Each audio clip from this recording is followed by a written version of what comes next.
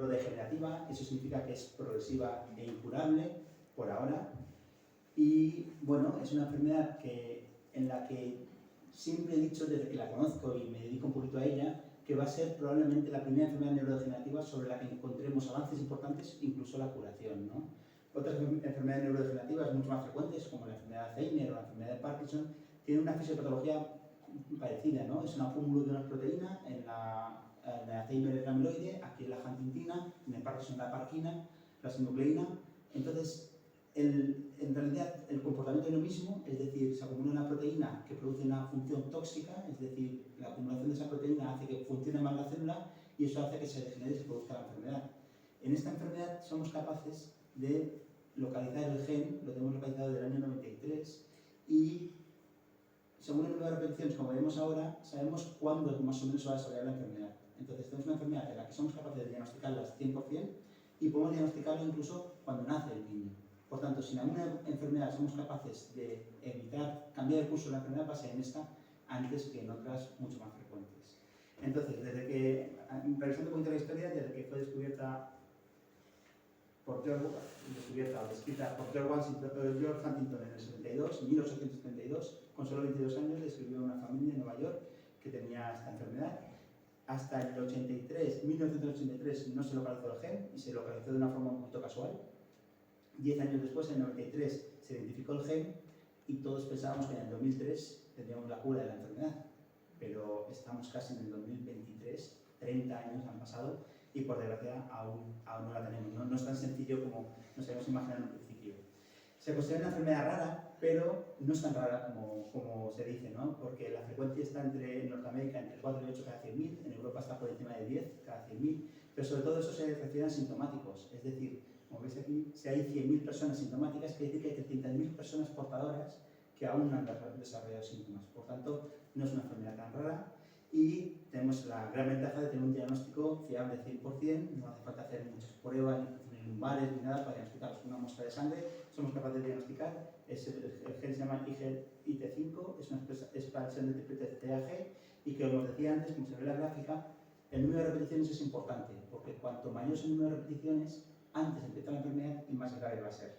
No todo depende de eso, pero en gran medida depende de eso, ¿no? Por tanto, como veis en el recuadro de aquí, lo normal en todas las personas, que todos tenemos huntingtina, pero todos tenemos un número de repeticiones del CAG que va entre 10 y 26. Por encima de 26, 27 a 35, no van los pacientes, las personas que tienen esta mutación, digamos, no van a desarrollar nunca síntomas, pero sí que la pueden transmitir a la siguiente generación. De 36 a 39 va a haber una penetrancia reducida, quiere decir que puede manifestar síntomas o no, y si vive lo suficiente es posible que cuando sea anciano pueda desarrollar algunos síntomas, pero siempre muy leves, y a partir de 40 es cuando consideramos que la penetrancia es completa, que es la enfermedad de Huntington habitual, que empieza a la edad media de la vida, y luego está, cuando tenemos más de 60 repeticiones, ya son las formas juveniles, ¿no? Cuando empiezan en adolescentes o incluso en niños.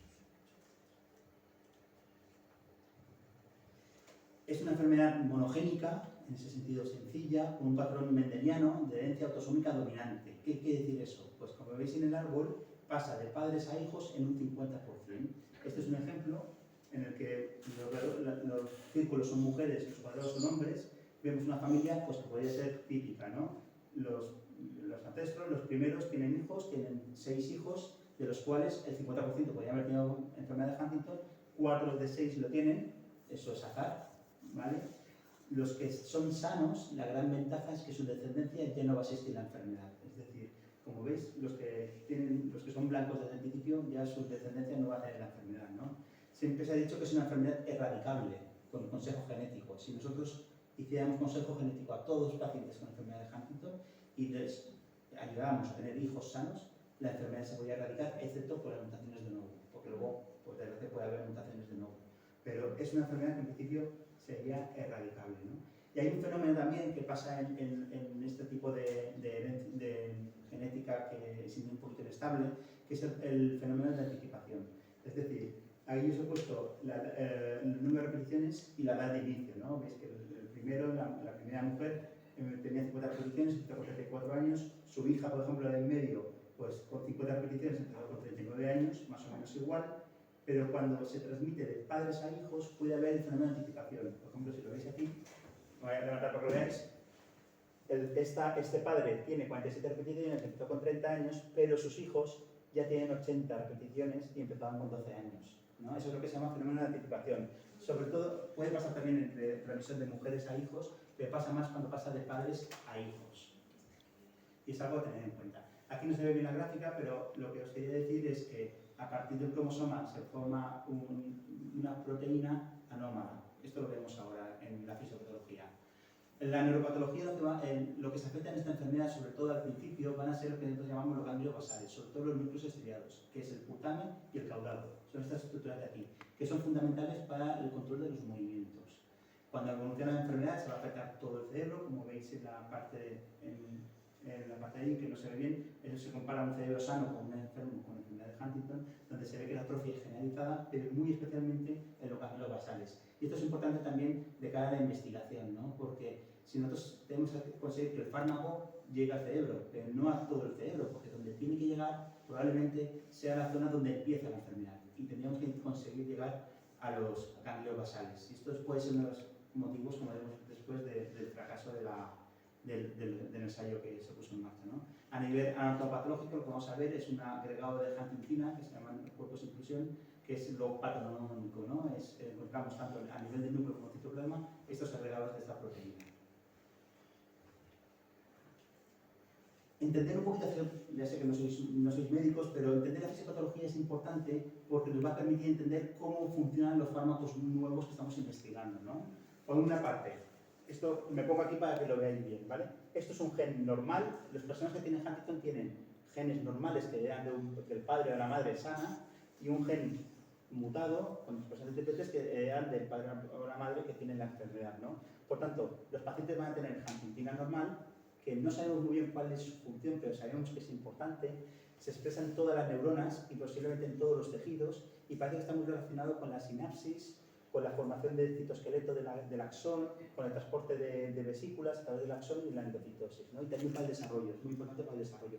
No tenemos súper claro cuál es su función, pero sabemos que si falta, en los ratones a los que quitamos la huntingtina, pues los ratones se mueren mucho antes, ¿no?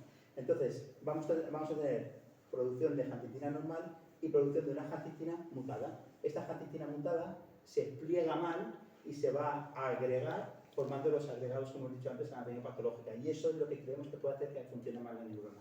Aquí se ve cómo a partir del gen se forma una huntingtina nativa, pero también hay, digamos, parte que lo que se agrega mal y van a darnos los agregantes que van a acabar produciendo la alteración sináptica, la alteración de la mitocondria, que es como la fuente de energía de la célula, y afectar también al transporte axonal. Y luego a nivel del núcleo, pues también vemos que pasan hasta el núcleo de la célula y dentro del núcleo de la célula también se agregan y hacen que funcione mal la transcripción de genes. De genes tan importantes como los factores de crecimiento, que también influyen en la fisiopatología de la enfermedad. Por tanto, esto viene a ser un poquito lo mismo. Tenemos que por una parte se produce una huntingtina anómala. Esta huntingtina anómala, junto con sus fragmentos tóxicos, secuestran también la huntingtina normal. Y todo esto influye en que, por un lado, fallen los sistemas de limpieza porque las neuronas, las células tienen un sistema para intentar limpiar lo que va mal, pero como va tantas cosas mal, se saturan y no pueden tampoco limpiar otras zonas, otros fallos dentro de la célula. Se va a alterar el transporte y a nivel intercelular va a afectar a la disminución del BDNF, que es un factor de crecimiento, y al final la disfunción sináptica, que es lo que va a hacer que se degenere la enfermedad, ¿vale? El paso más importante posiblemente sea la adición de una huntingtina mutada. Pero aquí viene a ser lo mismo. Esto está en inglés, está cortado, pero bueno, los mecanismos que se han relacionado con la toxicidad de la huntingtina mutada, y esto es la clínica. Vamos a ver una atrofia que ya hemos dicho en el cerebro. También vamos a ver una pérdida de masa muscular. Los que tenéis familiares lo veis, como se van adelgazando, van perdiendo masa muscular, van perdiendo peso, van teniendo problemas para tragar y para hablar. A nivel cognitivo, pues va a haber alteraciones sobre todo llamamos nosotros disejecutivas, afectación sobre todo frontal, y a nivel motor pues vamos a encontrar lo más típico de Corea, que también vamos a encontrar parkinsonismo, distonía, y tics y todo tipo de enfermedades. Entonces, si nos vamos a la clínica, aquí están un poquito resumidas todas, como hemos dicho, alteraciones motoras que se relacionan con las conductuales y las cognitivas. Las motoras, sobre todo Corea, es el más conocido, pero hay otras: distonía, brachinesia, trastornos de la marcha, Las alteraciones conductuales, sobre todo, vamos a ver depresión, al principio y apatía, mucha apatía, es muy habitual. Luego puede haber también desinhibición, agresividad, suicidio. Y cuando ya hay alteraciones cognitivas, lo que vamos a ver es la inquietud mental, alteraciones ejecutivas y al final una auténtica demencia. Todo es malo lo que hemos dicho hasta ahora, pero aunque no podemos curar, sí que tenemos, para todos esos síntomas de la enfermedad, tenemos algún tipo de tratamiento. Por tanto, es muy importante que vengáis al neurólogo porque todos estos síntomas los podemos ayudar. Podemos ayudar en la depresión, en la agresividad, un poquito en la demencia y sobre todo podemos ayudar en el corea, en la distonía y los trastornos de la marcha, ¿no? Entonces vale la pena que la edad de inicio, hemos dicho, es la edad media de la vida, sobre los 40 años, y la muerte se produce estadísticamente a los 15 años del diagnóstico. Una cosa curiosa que pasa en esta enfermedad, y pasa en otras también, es que el gen lo tenemos mutado desde que nacemos. Sin embargo, hasta los 40 años no desarrollamos síntomas. ¿Qué pasa en todos estos años? Aquí en esta gráfica está puesta cuándo empiezan las alteraciones motoras, cognitivas y conductuales, y la funcionalidad cómo se va perdiendo, ¿no? Pero sabemos que desde el momento del diagnóstico, al menos hasta 25 años antes de empezar los síntomas, ya hay alteraciones neuronales importantes. Esto es una resonancia que no se ve bien, pero de una persona normal, y esto es una persona asintomática que sabemos que tiene una mutación de gen y que va a desarrollar los síntomas, pero probablemente 15 o 20 años más tarde, ¿no? E incluso en fetos de pacientes que tienen la mutación ya se han encontrado pequeñas alteraciones corticales que nos pueden venir a decir que la enfermedad, aunque se manifiesta a los 40 años, empieza desde el mismo momento de la concepción. ¿Por qué es importante esto? Porque probablemente todos los ensayos clínicos que estamos haciendo estamos llegando tarde, porque ya se ha desarrollado la enfermedad, ya se ha perdido funcionalidad, ya hemos perdido muchísimas neuronas, teníamos que llegar antes. ¿Cuál es la dificultad más importante? ¿Cómo valoramos que un fármaco mejora a una persona que no tiene síntomas? No podemos valorar la mejoría de una persona que no tiene síntomas, ¿no? Por eso necesitamos que los participantes ahora mismo en los ensayos tengan algún síntoma, que de alguna forma tenemos que ver si esos síntomas mejoran o se mantienen en el tiempo y no progresan. Pero puede ser una de las causas del fracaso que luego vamos a comentar, ¿no? Este es el tratamiento que disponemos. Es un conjunto de trastornos, ¿no? Para trastorno de movimiento podemos tratar el parkinsonismo con levodopa, el corea con tetrabenazina y con neurolépticos. Para pérdida de peso y para el corea podemos utilizar la olanzapina. Para las alteraciones psiquiátricas podemos utilizar antidepresivos. También para estabilizadores del ánimo como los antiepilépticos. Y para el sueño, pues con el clonazepam y con el modafinilo, pues podemos ayudar a no tener sueño de día y que vivir de noche. Y vamos ya a la investigación. Todos estos fármacos que veis aquí son fármacos que están en investigación de enfermedad de Huntington ahora mismo. Algunos ya han terminado, algunos en fase 3, otros que se han desestimado por el camino, pero veis que se centran a nivel motor, cognitivo-conductual y también en neuroprotección, es decir, intentar proteger la neurona para que el daño que produce la huntingtina sea el menor posible. ¿Cuál es el problema? Pues que en realidad el problema que tenemos, y esto se ve bien aquí, si tenemos un ADN que se va a convertir en RNA mensajero, luego tengo un vídeo para explicar esto un poquito, y esto va a dar lugar a una huntingtina mutada, que es la que produce todos los síntomas. Hasta ahora, todos los tratamientos que teníamos hasta ahora, lo que hacían era intentar tratar las consecuencias aguas abajo, es decir, cuando ya está hecho el daño, ya hay huntingtina mutada, evitar que esa huntingtina haga daño, y esto hemos fracasado. O sea, todo lo que hemos intentado, tanto a nivel inmunológico, a nivel de los factores de crecimiento, de la autofagia, todo hasta ahora ha fracasado. ¿Qué es lo que aportan las nuevas terapias? Pues una cosa muy importante, que es intentar evitar que se produzca la huntingtina mutada. Es decir, si ya evitamos lo que desencadena la enfermedad, es posible que cambiemos el curso de la enfermedad, ¿no? Entonces, las nuevas terapias se van a centrar en esto, en la prescripción del ADN a RNA y del RNA a la proteína. ¿Vale? Ahí están puestos todos los fármacos que hay, pero luego los vamos a revisar un poquito. Entonces, el primero que tenemos son los oligonucleótidos antisentido. ¿Qué es esto? Pues es un fármaco nuevo para nosotros en neurología, en otras patologías ya se ha utilizado desde hace más de 30 años, pero que lo que van a hacer es, aquí veis un ADN normal, que da una proteína normal, así es con un número de repeticiones normales, así es como una proteína funciona normal y tenemos un cerebro normal.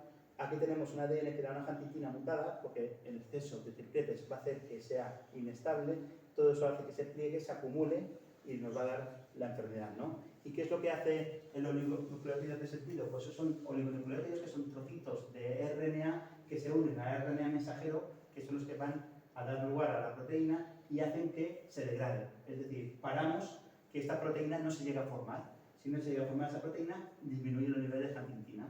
Y esto se ha demostrado que en modelos animales, cuando disminuimos la angiotensina, mejoran los clínica y mejora la supervivencia. Por tanto, parece que somos capaces de disminuir los niveles de angiotensina y que eso puede tener consecuencias beneficiosas, ¿vale?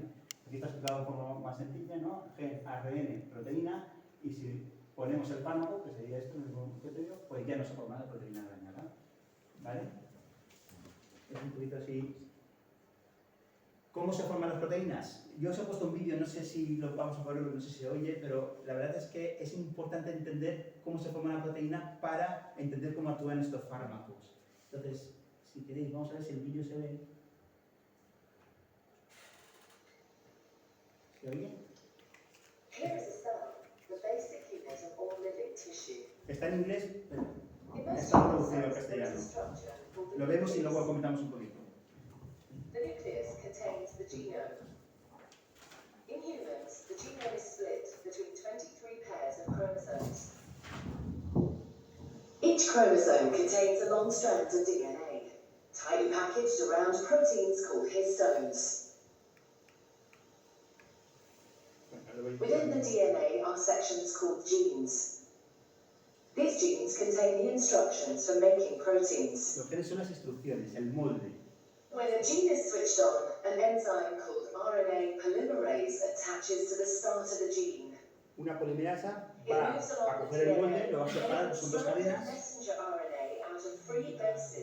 y va a servir de molde para formar el ARN The DNA mensajero. code determines the order in which the free bases are added to the messenger RNA. This process is called transcription. Este ARN luego se Before the messenger se corrige un RNA poquito uses a los defectos que template pueda for the tener, production of proteins, it needs to be processed. se procesa. This involves removing and adding sections of Aquí es donde RNA. actúa. Aquí, antes de este proceso, es donde actúa The el messenger fármaco. RNA then moves out of the nucleus into the cytoplasm. Luego sale del núcleo, el citoplasma, y ahí es donde va a dar lugar a las proteínas, ¿no?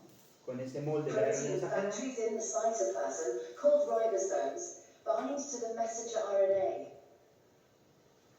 The ribosome reads the code in the messenger RNA to produce a chain made up of amino acids.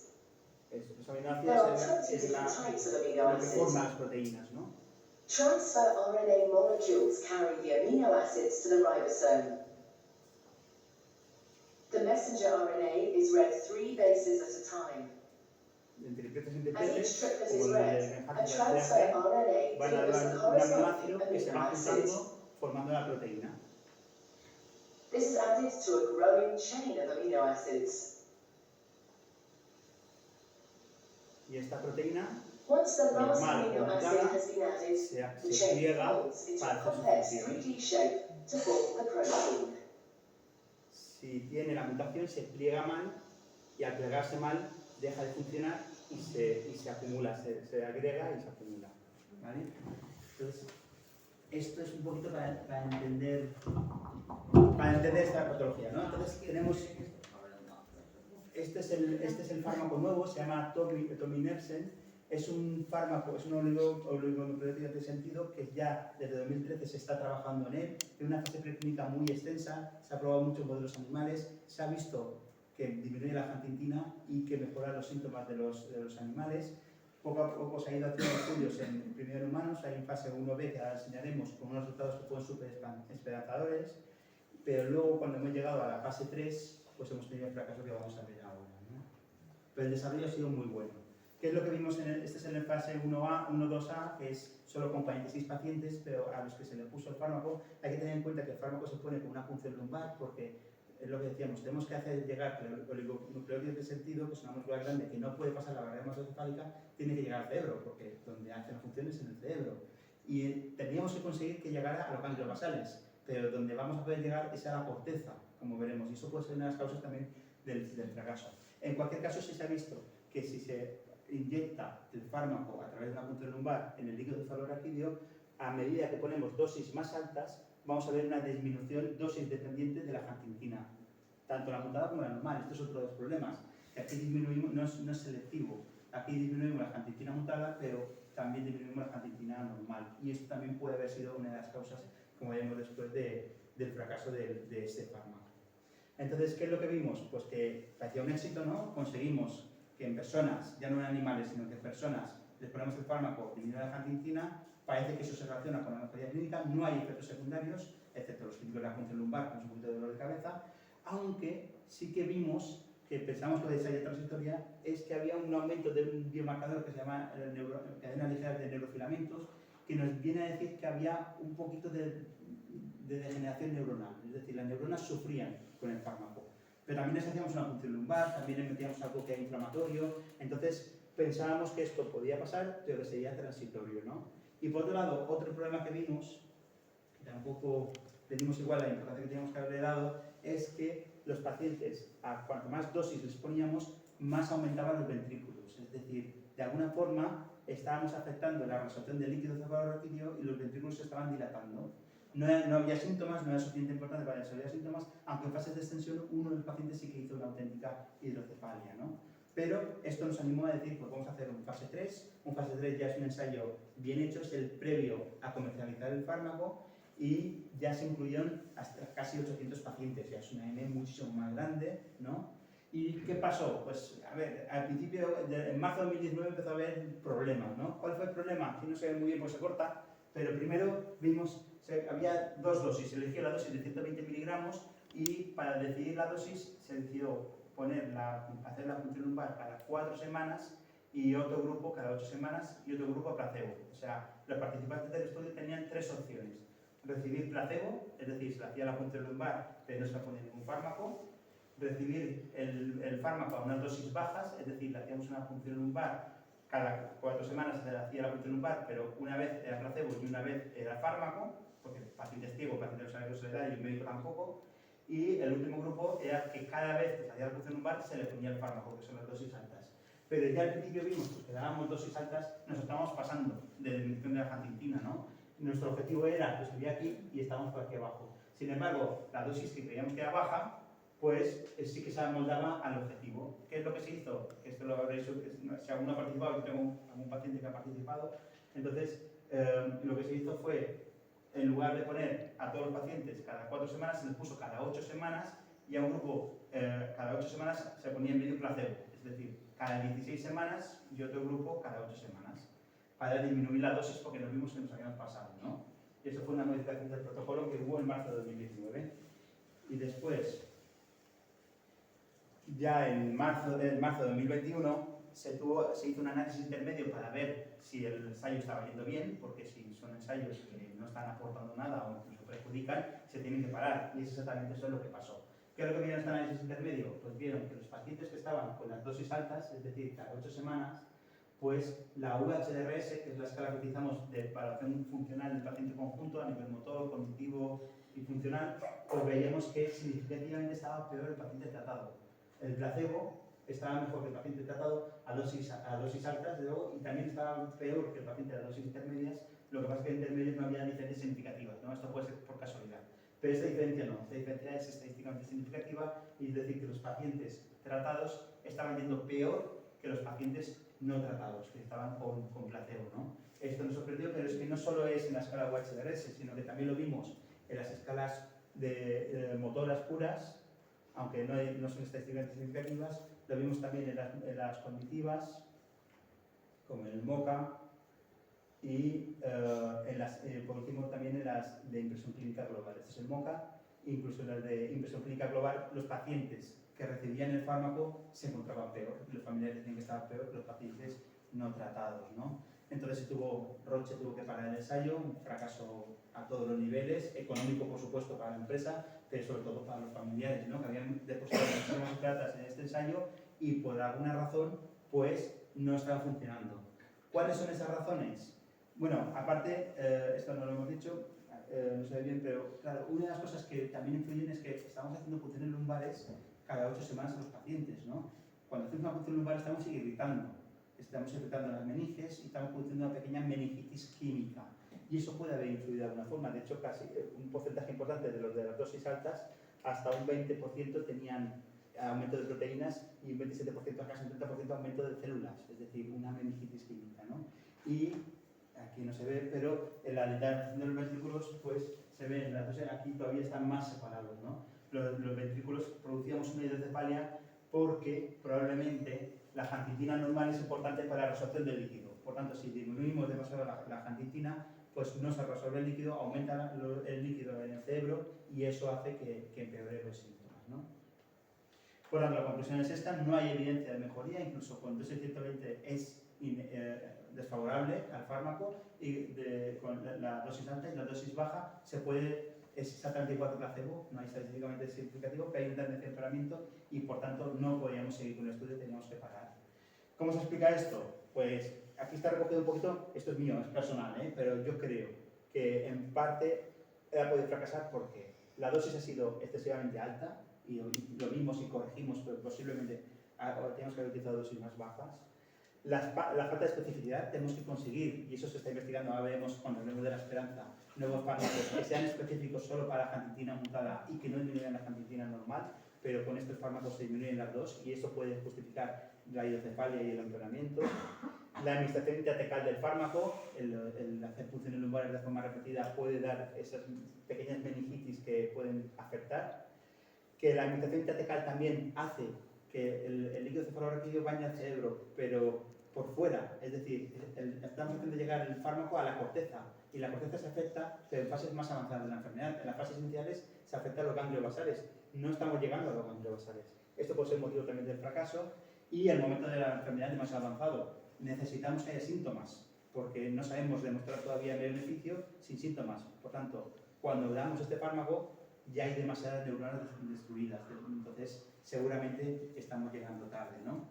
Pero vamos a la esperanza. Primero, este fármaco no está desechado, todavía hay estudios en marcha, estudios de extensión de lo que tenemos hasta ahora y hay otros estudios que se ponen en marcha a la vez, uno de historia natural y otro con otras características que todavía están en marcha, pero sobre todo hemos aprendido y esto nos tiene que ayudar a investigar otras moléculas que en un futuro, esperemos no muy lejano, nos permitan hacer ensayos clínicos como este y que de una vez demuestren que somos capaces de cambiar el curso de la enfermedad.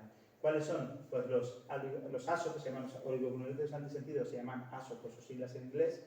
El no selectivo es el que hemos visto ahora, este no ha ido bien, pero hay ya descritos selectivos que van solo a la angitina mutada. Es un poquito más complejo el mecanismo y todavía en los ensayos preliminares no ha conseguido demostrar eficacia, pero estamos en ello. Son estos ASOs que son más específicos, ¿vale? Hay incluso unos oligonucleótidos que van a actuar sobre la inestabilidad somática. En esta enfermedad, el gen, como funciona mal, se repara mal también. Si se repara mal, es más fácil que se desarrollen los síntomas. Y si somos capaces de evitar, o sea, de favorecer que se repare bien el gen, podemos hacer también que la enfermedad vaya mejor. Es otro mecanismo de acción que también es interesante. Los proteínas de zinc y los microRNAs es otro mecanismo de acción que trabajan directamente en el ADN, el CRISPR-Cas9 también, son moléculas que tienen nombres muy raros, pero actúan directamente en el ADN. El objetivo siempre va a ser disminuir la angitina mutada, pero actúan a nivel del núcleo o el RNA aquí en la transición de proteína, pero estos ya tienen que ser a nivel de los ganglios basales. O sea, tenemos que hacer llegar el fármaco para que actúen estos dos en los ganglios basales y ahí es donde yo tengo puestas las máximas esperanzas. Luego también hay las moléculas pequeñas, las moléculas esta de aquí, que es interesante, pero nos da mucho miedo. Porque es interesante porque al ser moléculas pequeñas pasa la barrera encefálica y se podría dar por boca. Es decir, es una terapia génica porque actúa sobre los genes, pero a través de la boca, y eso va a conseguir que disminuya la angitina en el cerebro. Pero si ya nos va mal que disminuyamos la angitina en el cerebro, ¿qué pasa si lo disminuimos en todos los organismos del cuerpo? O sea, disminuimos la angitina también en el corazón, en el hígado, y no sabíamos esto qué consecuencias tendría. Entonces, es muy interesante que se investigue, pero todavía no estamos en esta fase.